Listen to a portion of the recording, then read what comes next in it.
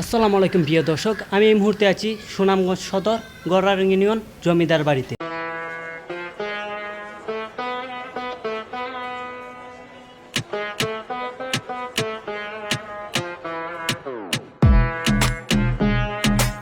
আমি আছি আপনাদের সাথে মিস্টার মামুন তালুকদার।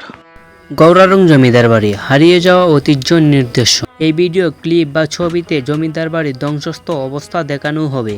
আজকে আমি সুনামগঞ্জ গৌরারং ইউনিয়নেতে এসেছি।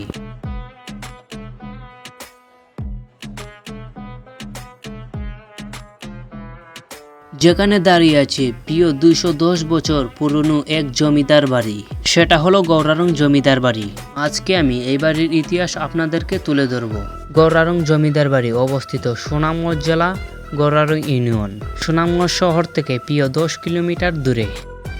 এটি এক সময় জমিদার রাজেন্দ্র কুমার ও জমিদার রাকেশ রঞ্জন চৌধুরীর অধীনে ছিল। এর থেকে বড় এই বাড়িটা এক সময় এই বাড়িটা প্রিয় 30 একর ভূমির উপর নির্মাণ করেছেন।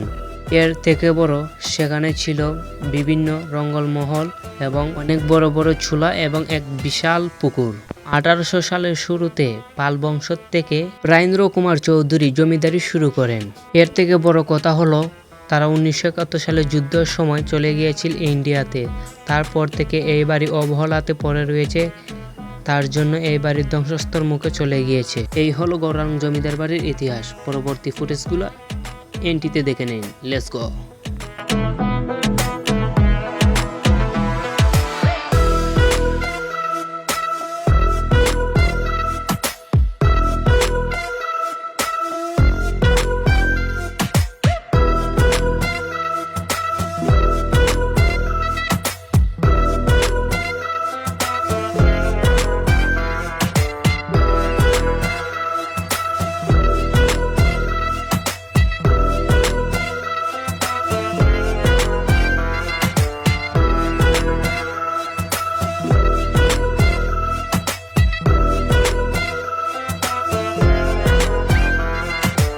ช็อปต่อหรือพอแค่นี้